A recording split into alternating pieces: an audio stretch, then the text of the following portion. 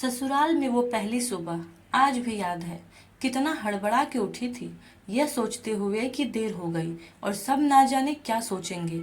एक रात ही तो नए घर में काटी है और इतना बदलाव, जैसे आकाश में उड़ती चिड़िया को किसी ने सोने के मोतियों का लालच देकर पिंजरे में बंद कर दिया हो। शुरू के कुछ दिन तो यूं ही गुजर गए। हम घूमने बाहर चले गए। जब वापस आए तो सासू माँ की आंखों में खुशी तो थी, लेकिन बस अपने बेटे के लिए ही दिखी मुझे। सोचा शायद नया नया रिश्ता है, एक दूसरे को समझते देर लगेगी, लेकिन समय ने जल्दी ही एहसास करा दिया कि मैं यहाँ बहू हूँ। जैसे चाहूँ वैसे नहीं रह सकती। कुछ कायदा मर्यादा है जिसका पालन मुझे करना होगा।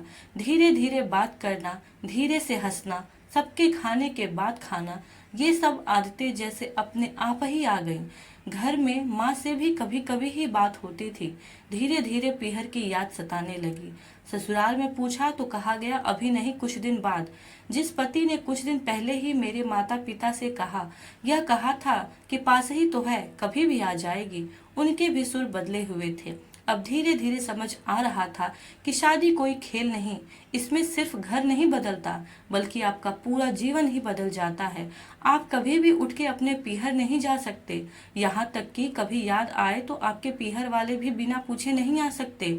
पीहर का वो अल्हड़पन, वो बेबाक हंसना, वो जूठे मुंह रसोई में कुछ भी छू लेना, जब मन चाहे तब उठना, सोना, नहाना, सब बस अब यादें ही रह जाती हैं।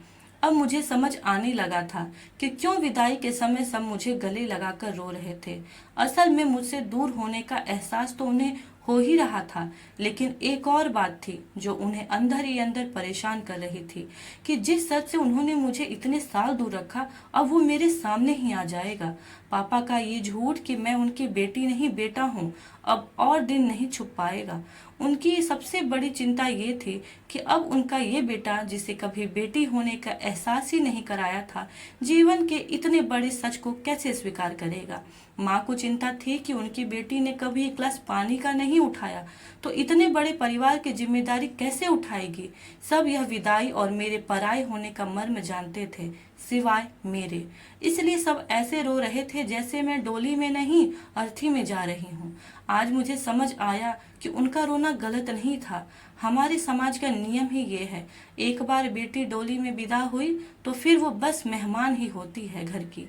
फिर चाहे कोई कितना ही क्यों न कह ले कि ये घर आज भी उसका है, सच तो ये है कि अब वो कभी भी यूं ही अपने उस घर, जिसे मायका कहते हैं, नहीं आ सकती।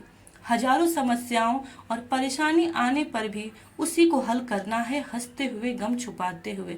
क्या यह तपस्या से कम नहीं है? अनजान जगह को सुधाकर अच्छा बनाने का काम। क्या कहेंगे आप? यह कहानी है मीना गुप्ता जी की।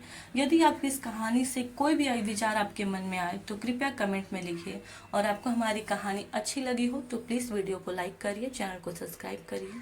Thank you.